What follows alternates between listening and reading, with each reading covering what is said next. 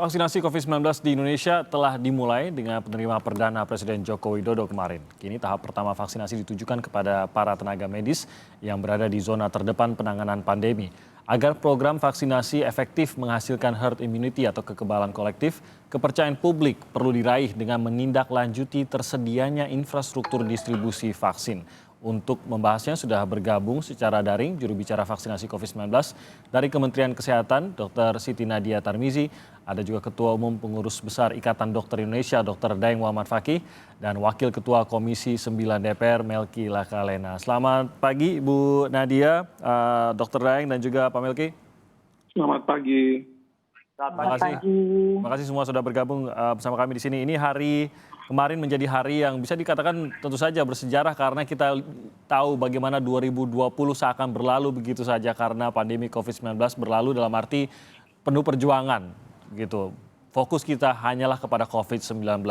Saya kepada Dr. Daeng Fakih dulu. Dok, setelah disuntik mungkin masyarakat ingin tahu gitu.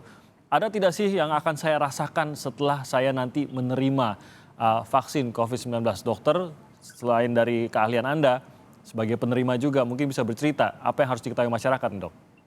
Ya, kemarin waktu disuntik ya, pengalaman saya perasaan waktu disuntik memang ada sedikit rasa sakit ya, sedikit rasa sakit, ya, okay. Ada sedikit rasa sakit.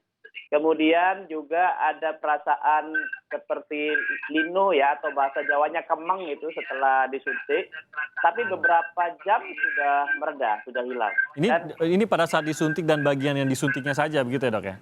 Iya betul, di bagian disuntik saja yang merasa linu dan beberapa jam sudah menghilang. Dan alhamdulillah sampai sekarang saya tidak ada gejala panas, tidak ada gejala lemes, jadi biasa-biasa saja.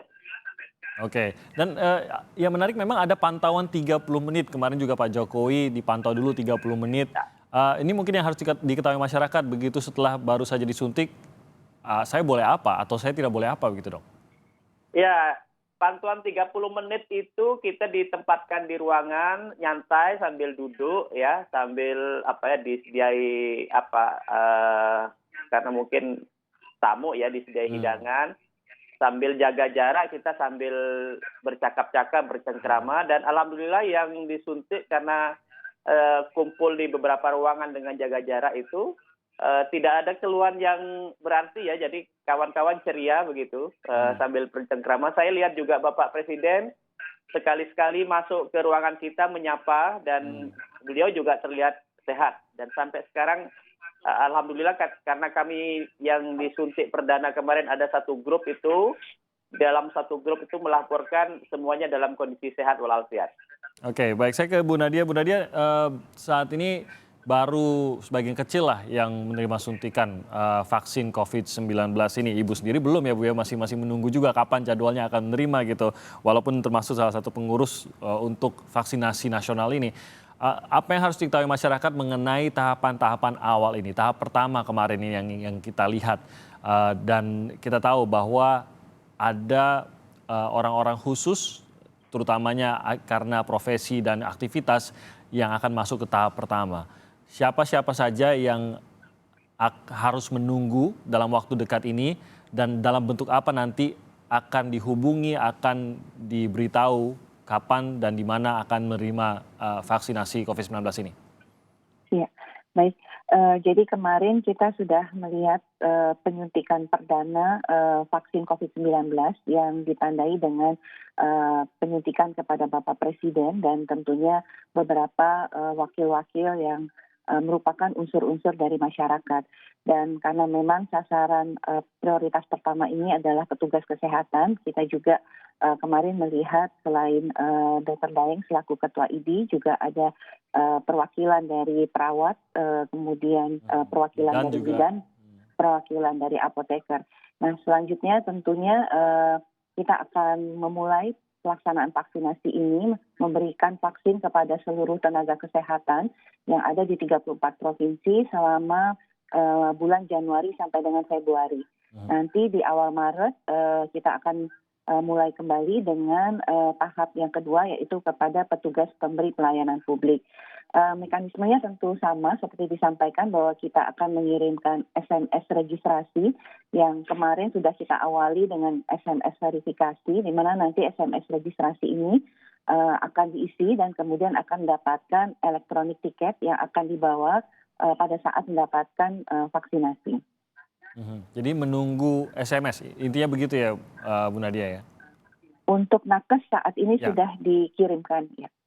Oke, bisakah mendaftarkan, misalkan begini Bu Nadia, bidang tempat saya bekerja ini berkaitan erat walaupun mungkin bukan rumah sakit begitu atau bahkan bukan puskesmas, tapi berkaitan erat bertemu dengan kondisi kesehatan lah ataupun misalkan terapi dan lain-lain begitu. Sehingga saya ingin mendaftarkan tenaga yang bekerja di dalamnya ini yang bertemu dengan pasien, memberikan terapi atau pengobatan juga kepada pasien ini dan ingin mendaftarkan mereka. Apakah ini bisa dilaksanakan juga? Sebenarnya kemarin proses pendaftaran sudah kita lakukan beberapa minggu yang lalu ya. Tapi pada prinsipnya selama itu adalah fasilitas pelayanan kesehatan dan yang akan diberikan vaksinasi ini adalah seluruh tenaga kesehatan, artinya baik tenaga medis, para medis maupun tenaga penunjangnya. Dan kalau pada tahap ini memang belum masuk sebagai sasaran, ini masih bisa dilakukan dihubungi baik melalui call center 119 extension 9 atau melalui aplikasi atau website Peduli Lindungi. Tapi tentunya harus disertai dengan surat keterangan bekerja dari institusinya. Oke, jadi bisa proaktif ya ke website Peduli Lindungi atau nomor telepon 119 extension 9. Bisa proaktif untuk mendaftarkan diri kalau memang merasa bekerja di bidang tenaga kesehatan tapi tidak menerima SMS gitu ya Bu? Betul. Dan itu sampai Februari nanti? Sampai Februari, ya. Untuk nakes sebanyak 1,4 juta yang saat ini sudah terdata akan kita lakukan vaksinasi dari Januari sampai dengan akhir Februari. Totalnya 1,4 juta atau nanti akan ada penambahan kah atau masih ada data-data yang akan dilengkapi Bu? Ya, saat ini yang tercatat di kami adalah 1,4 juta. Mungkin nanti pada saat registrasi melalui SMS itu akan dilakukan screening terkait penyakit penyerta dan kondisi kesehatannya ya. Jadi apakah sedang hamil, sedang sakit COVID, ataukah ada penyakit penyerta yang tidak terkendali atau penyakit penyerta yang tidak bisa menerima vaksinasi pada saat ini. Oke, untuk tenaga kesehatan yang mungkin sudah menerima SMS juga gitu, tapi punya kondisi sehingga tidak bisa menerima vaksinasi COVID-19, mungkin salah satunya adalah pernah positif begitu. Apakah ini juga membuatnya tidak akan menerima vaksin kah atau ada hal-hal lain juga yang akan membuat seorang tenaga kesehatan tidak masuk dalam persyaratan untuk menerima vaksinasi COVID-19 ini? Iya, jadi nanti keluarnya etiket itu akan berdasarkan dengan data-data yang disampaikan oleh si penerima SMS tadi. Jadi kalau misalnya dia adalah seseorang dengan kelainan sistem imunitas, maka dipastikan di akhir dia tidak akan mendapatkan etiket dan akan disampaikan bahwa Anda bukan sasaran vaksinasi. Oke, jadi tetap disarankan tetap datang dulu ya Bu ya? Kalau tidak mendapatkan etiket, tidak perlu datang ke Fasiankes karena tidak bisa memilih tempat dan waktu untuk mendapatkan vaksinasi.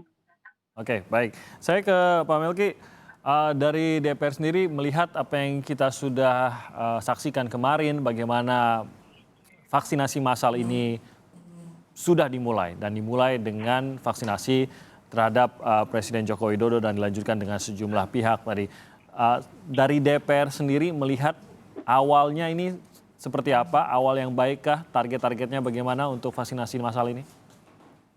Ya, pertama kami ingin memberikan apresiasi ya kepada Presiden Jokowi dan semua yang kemarin sudah hadir pada gelombang yang di Istana Negara, termasuk Dr. Daeng dan teman-teman pimpinan organisasi profesi kesehatan, karena sudah Pak Jokowi dan semua yang paling hadir itu sudah berkenan untuk menjadi teladan, memberikan contoh bahwa vaksin dan vaksinasi ini adalah salah satu pola penanganan penyakit dalam hal ini COVID-19 yang itu berlaku di mana saja dan di berbagai jenis penyakit yang memang menular berbahaya semacam ini.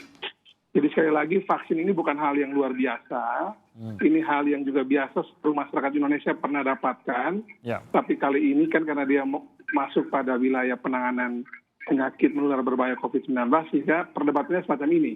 Dan dengan kejadian kemarin, Pak Presiden sudah berkenan untuk disuntik dan teman-teman yang lain kemarin, semoga perdebatan tentang vaksinasi ini bisa lebih konstruktif, lebih sehat, dan bisa membuat masyarakat juga bisa lebih memahami vaksinasi ini dengan baik. Yang kedua, Mas Timothy dan teman-teman, saya kira dengan mulainya kemarin oleh Pak Presiden itu, sekarang ini tugas kita adalah, kalau di pusat katakanlah sudah mulai bergerak, sekarang memastikan bahwa di daerah, provinsi, dan nantinya kabupaten kota, kecamatan, desa, kelurahan ini juga nantinya proses vaksinasi ini bisa berjalan dengan baik. Nah, persoalan kedua ini tentu membutuhkan kampanye masif ya, yang edukatif dan persuasif sehingga kalau di tahap pertama ini saya kira tidak terlalu sulit mestinya. Ini adalah orang-orang yang dalam sistem tenaga kesehatan yang sangat paham tentang pentingnya dan makna dari vaksinasi. TNI Polri juga demikian, pejabat publik juga demikian. Yang nanti krusial adalah kalau tahapan-tahapan ini bisa terlalu dengan baik, itu juga membuat masyarakat yakin ketika ini sudah masuk pada wilayah vaksinasi publik sebenarnya. Nah, jadi tahapan-tahapan ini perlu kita lalui dengan baik sehingga masyarakat punya keyakinan bahwa memang vaksinasi ini baik, efektif, dan betul-betul bisa membantu untuk mengendalikan pandemi. Ketika 70% herd immunity ini, kekebalan kelompok ini bisa kita dapatkan di Indonesia. Dan karena kita butuh yang namanya sampai pada level bawah itu, tentu setelah kemarin kita lalui di Istana Negara, tugas berikutnya dari seluruh pihak, pemerintah dan semua kalangan adalah memastikan agar model yang ada di Istana Negara itu bisa kemudian kita lakukan juga melibatkan pemerintah, organisasi profesi, kemudian tokoh-tokoh agama, dan juga berbagai kalangan di level provinsi, kabupaten kota, sampai pada wilayah RT RW, kampung dusun. Ini yang tugas besar. Harus bisa tercapai semua dan harus bisa dijaga juga kualitas vaksinnya ke manapun vaksin ini dikirim di seluruh pelosok Indonesia. DPR sendiri kapan rencananya akan divaksin? Apakah mengikuti ke tahap 2 ini juga atau karena kemarin juga kita mendengar setelah divaksin itu kita mendengar bagaimana tampaknya ada catatan juga dari DPR karena tidak ada perwakilan di tahap pertama begitu Pak Melki. Tapi apakah lantas sudah memegang jadwal juga nih kapan akan dilakukan vaksin terhadap DPR? Ya, tentu DPR RI akan menunggu jadwal yang nanti ditetapkan oleh pemerintah melalui KPCPEN dan Kemenkes atau Satgas ya.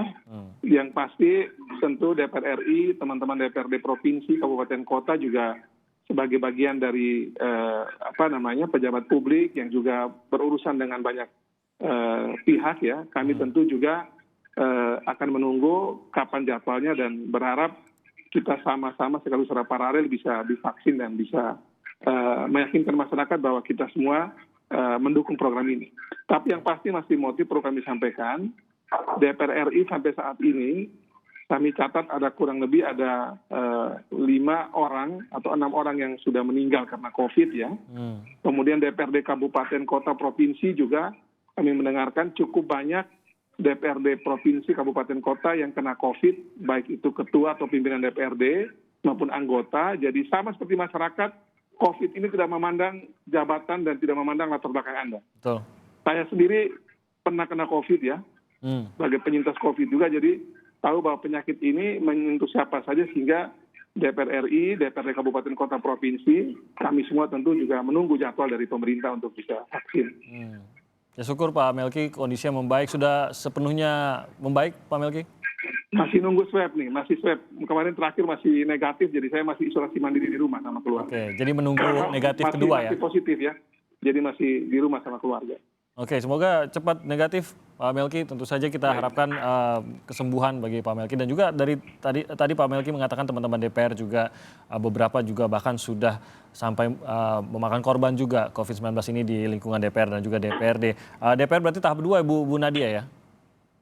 Iya, tahap pertama memang kita fokuskan kepada tenaga kesehatan. Jadi memang periode pertama ini kita fokus pada garda terdepan. Jadi kalau kita bicara garda terdepan itu ada 2 komponen besar, yaitu tenaga kesehatan dan pemberi pelayanan publik. Oke, saya kembali ke Dr. Daeng. Dengan Ketua IDI ini sudah menerima vaksin COVID-19 ini seakan mengkonfirmasi bahwa seluruh petugas medis khususnya dokter di Indonesia siap untuk menerima dan juga siap juga untuk melaksanakan vaksinasi massal ke masyarakat, begitu ya?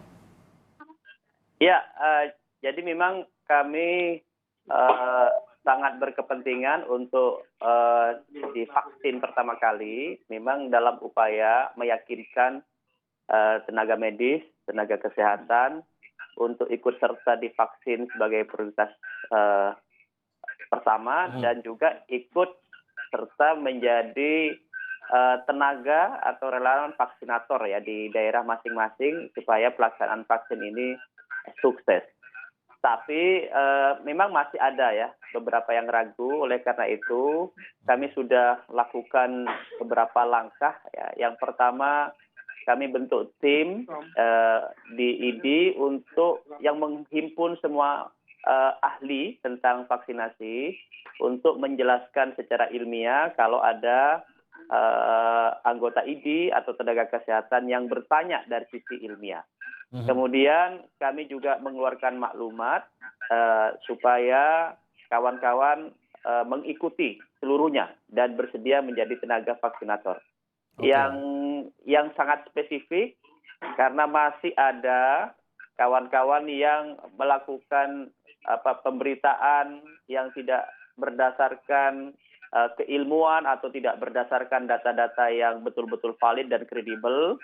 Majelis Kehormatan Etika Kedokteran sudah mengeluarkan fatwa dan akan memanggil seluruh kalau ada dokter yang mengeluarkan pendapat-pendapat, mengeluarkan berita-berita, menyebarkan berita-berita yang tidak berdasarkan pada keilmuan yang betul, tidak berdasarkan kepada sumber-sumber yang kredibel, untuk kita panggil, kita ajak bicara, kita yakinkan bahwa hal itu tidak dibenarkan secara etika dan kita minta untuk dihentikan. Karena kalau berita-berita yang tidak kredibel, berita-berita yang tidak berdasarkan keilmuan yang benar, itu akan menyebabkan sesat pikir di masyarakat dan sesat pikir di kalangan tenaga kesehatan. Oke, banyak tadi informasi hoax, informasi tidak berdasarkan data klinis ataupun keilmuan. Jangan sampai kalangan dokter pun menjadi penyebar. Ada sanksinya kah dalam hal ini kalau memang sampai ada juga dari rekan dokter yang justru menyebarkan informasi yang tidak bertanggung jawab terkait dengan vaksin ini? Secara umum di kode etik kedokteran, dokter itu dilarang menyampaikan sesuatu yang tidak berdasarkan keilmuan. Jadi memang sudah ada aturan-aturan yang jelas secara umum, termasuk berita-berita yang berkaitan dengan vaksin. Kalau ada dokter juga menyebarkan informasi tentang vaksin tidak berdasarkan keilmuan, tidak berdasarkan sains, tidak berdasarkan hasil penelitian yang evidence based, itu juga akan dipanggil oleh Majelis Kehormatan Etika Kedokteran. Memang langkah pertama biasanya kita mengingatkan, ya. Tetapi kalau masih berlanjut, biasanya ada semacam persidangan etika ya untuk menentukan apakah yang bersangkutan dinyatakan bersalah secara etik atau tidak. Oke, apa yang terburuk yang bisa terjadi dari persidangan itu kalau memang ditemukan benar-benar bersalah atas perbuatannya? Sanksi etika itu bisa yang ringan, bisa yang sedang, bisa yang berat. Kalau ringan kita melakukan peneguran, ya, baik secara lisan maupun tertulis. Tapi kalau dianggap sedang, bisa kita skorsing.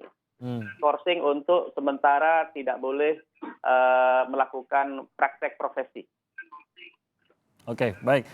Dr. Daeng, Bu Nadia dan juga Pak Melki, kita tahan dulu. Nanti saya ingin lebih dalam lagi mengenai bagaimana upaya sosialisasi yang harus dilakukan, mengingat tadi masih ada sejumlah pihak yang ragu untuk menerima vaksin untuk berbagai alasan. Dan yang kedua adalah distribusi dari vaksin ini. Ini juga sesuatu yang harus menjadi perhatian karena kalau sampai vaksin dibawa ataupun disimpan dengan tidak memenuhi syarat, misalkan dari suhu saja, maka ini bisa mempengaruhi efektivitas vaksin dan tentu saja bisa juga mempengaruhi efektivitas dari vaksinasi nasional ini. Kami akan segera kembali dengan pembahasannya saat lagi.